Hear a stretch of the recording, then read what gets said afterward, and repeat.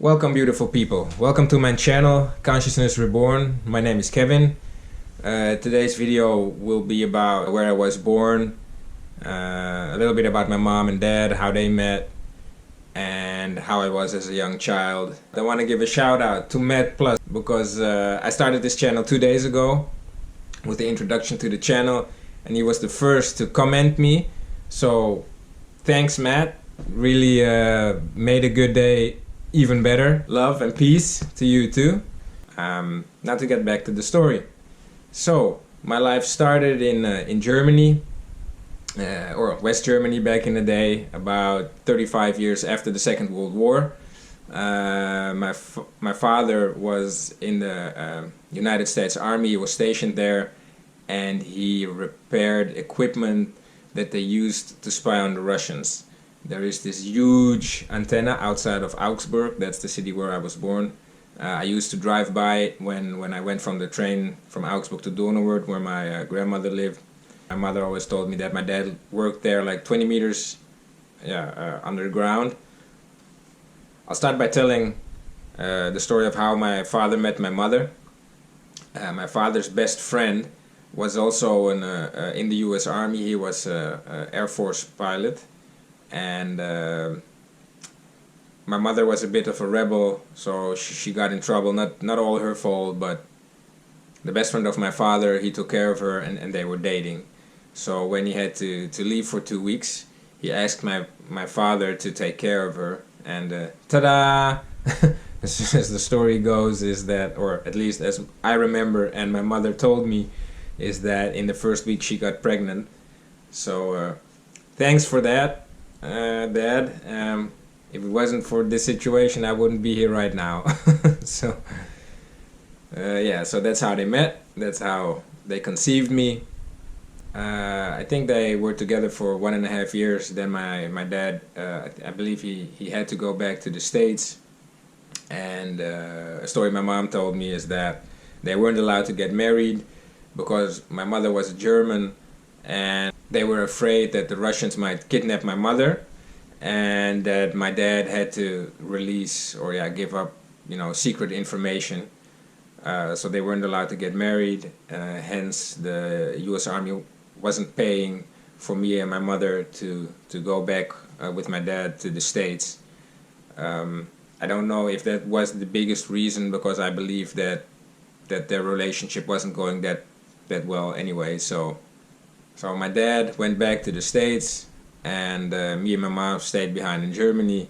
She got in touch with new friends, new people. I think maybe the wrong kind of people, because eventually she got heroin addicted, and I think her life went spiraling down, and she wanted to escape Germany, because Germany was a really strict place. Before I was born, my mother also smoked weed, and one time she got caught and they put her in a nut house for a week. That's how it went. Now she was hooked on heroin with the wrong people, and she wanted to get the heck out of Germany. She'd been to Amsterdam before on vacation once, and she really liked the atmosphere here, so she decided to come here. I was 3.5 when I arrived in Amsterdam with my mother. We came here with absolutely nothing. Back in the day, you had, I think you call it a squatter commune. In Amsterdam, when an apartment wasn't inhabited, you were allowed to, if you went in, put your mattress there and a chair, they couldn't kick you out anymore. You were allowed to stay there. So the first few months, we were like sleeping in attics of people, and just by the grace of others, we had a place to sleep. My first conscious memory is that once we came home, and I think after 6 or something, after 6 p.m. they always locked their front door, so we weren't allowed to go to the toilet there anymore. So I had to pee in a bottle. That was my first conscious memory. Eventually, I think before I turned 4, so that went quite fast.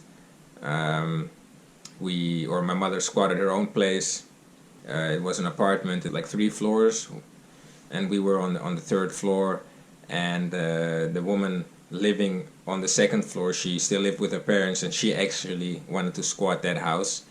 So yeah, once my mom did that, she got really pissed off at us, and we had to climb over the balcony, because when we went down the stairs, she'd be waiting there and wanted to fight with my mom. Um, so I also remember me as a small kid hanging on to my mom's neck when she went from one balcony to the other, where the next door neighbor would let us in and then let us go outside. So that was quite the experience. For her to make money, she started drugs dealing, mostly to the people, old friends that came over out of Germany. I never saw my mother use any drugs, and she told me she never did it in front of me, always under the shower. I never saw her passed out on the couch. I did see friends of her use it. I remember one time when a guy he locked himself in the bathroom and he didn't come out, and me and my mom were like both like scared, or like, oh man, what, is he still alive? Because he didn't respond either. Eventually everything was okay, but I still remember that. Also, I never used like the teaspoons without a plastic handle, because they used those to burn the drugs in. So it didn't matter where I came, I never used those.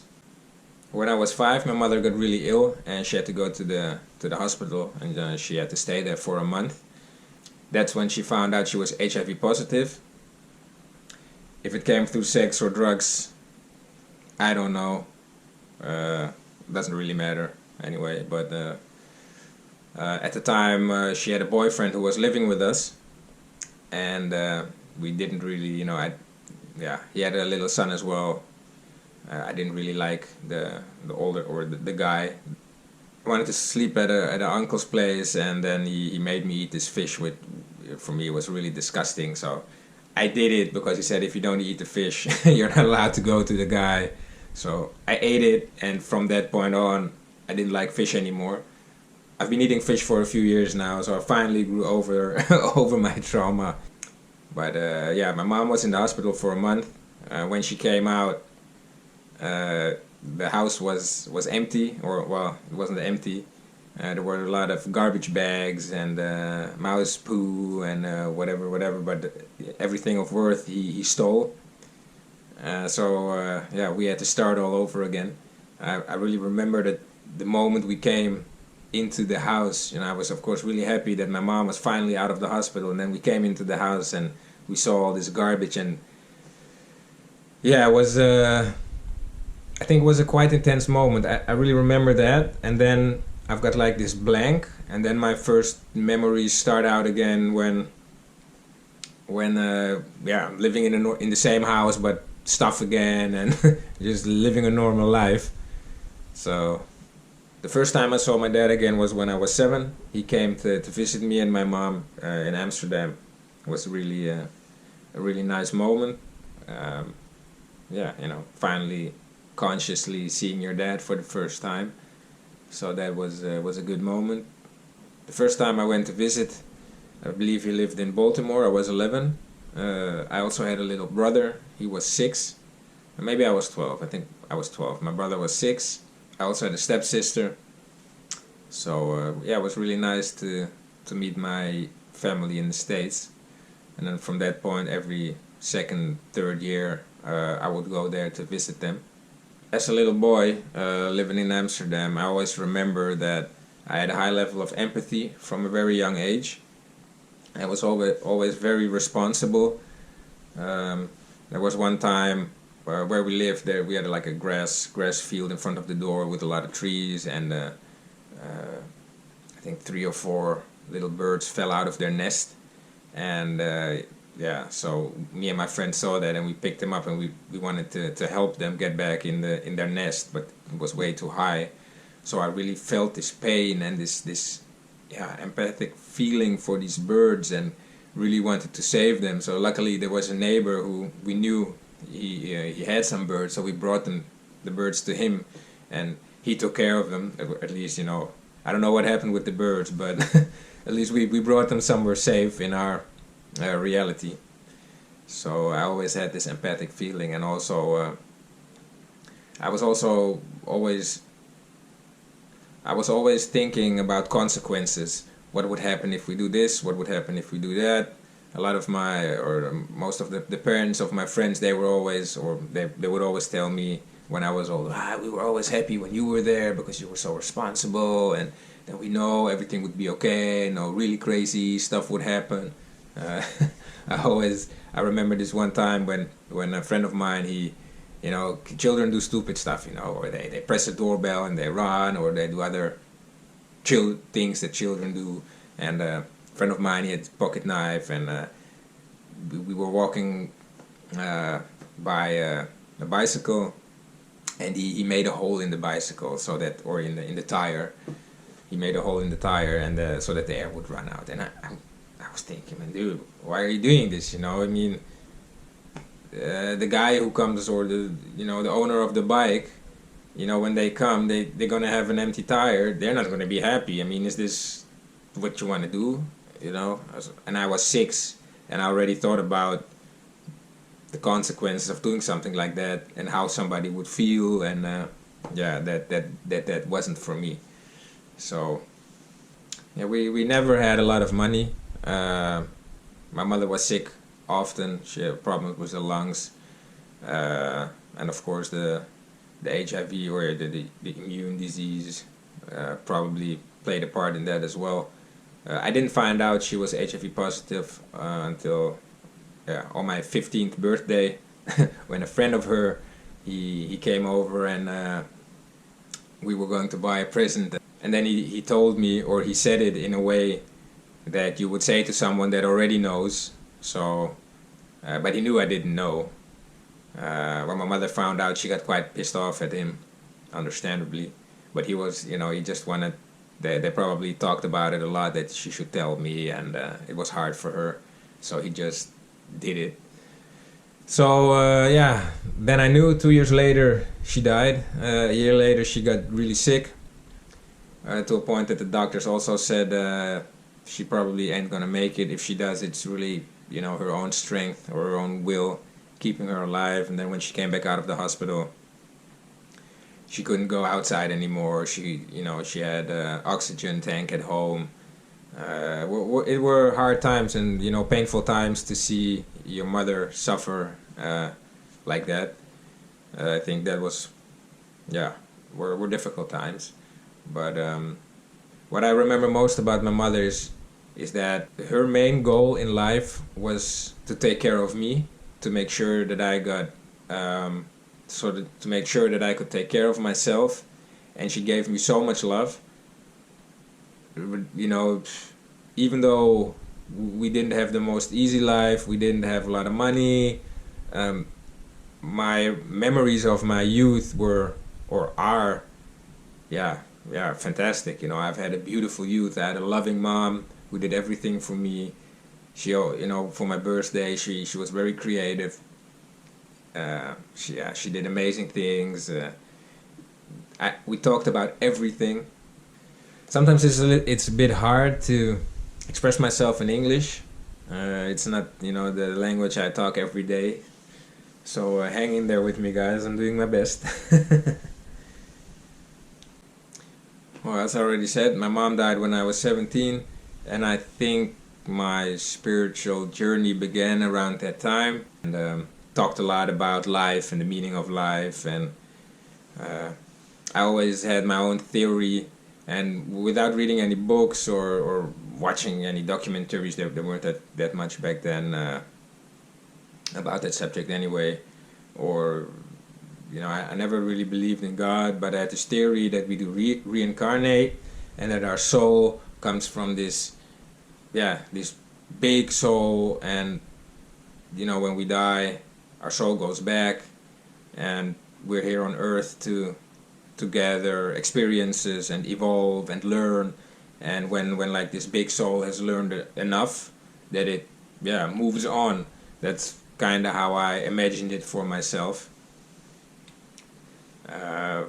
Really interesting, by the way, because a little while ago I saw also something on YouTube, and they were talking about that we are souls, and that there's this big oversoul, they call it, and the oversoul sends out souls to have experiences in this 3D reality, and then we go back to this oversoul. So for me, this is quite fascinating, and it was quite beautiful to hear.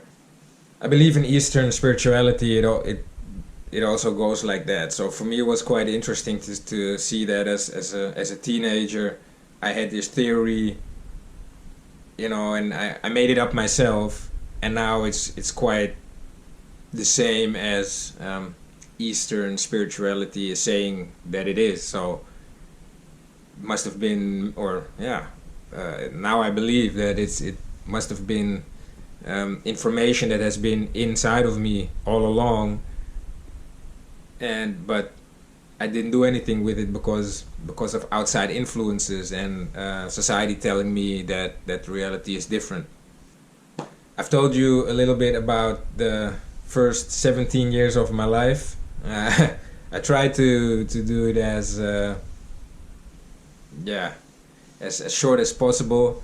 I'd probably be sitting here and talking for 5 hours. If anybody wants to know, if everybody wants to know more about certain things I talked about, send an email, put it in the comments. I'll gladly make another video on it, in more detail. I want to thank you all for watching.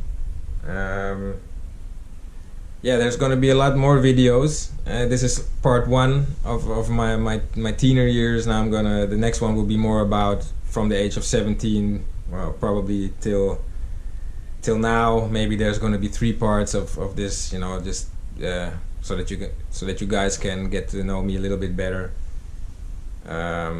One thing I really wanna say that's very important to me is self-acceptance. Making these videos for me is also a way to learn to accept myself, because it's just talking about myself, and it takes a lot of courage to do it for me. But I think eventually, by just but just doing it, you also train, or I'll train myself to get more confident. And for you people who had the idea or want to make a YouTube channel for a long time already, but are not doing it because you're afraid to show yourself, or afraid of how others might react. Take me as an example. I'm not even talking in my language, in my original language, and to some people it may sound stupid, the things I'm saying or gonna say, but it is what it is. It is what it is. It's just my truth, and love yourself. It all starts there. If you can't love yourself, if you don't love yourself, how can you love somebody else? At least that's how I think about it. And so do it. Just go ahead. Take me as an example. It doesn't matter. It also is therapy. Maybe just go sit in front of a camera. Don't even put it on. Just talk about your feelings. Talk about what you want to achieve. Talk about how you think about life. Right? Or do film it and just do nothing with it, but share. There's a lot of people who are probably interested in your story as well. There's a lot of people who can learn from your experiences as well. And so thanks again. Thanks for watching. If you want to see more, subscribe. I was all telling myself not to ask for likes and subscribe, but maybe I'm gonna cut this out. Like if you like, don't like if you like, whatever, do whatever. At least it makes me happy if I see a like. So, and of course, if you want to see more of me, subscribe. It'll make it easier to know when a new video is online. I'll try to make as many as possible. So, thank you. Peace out. Love.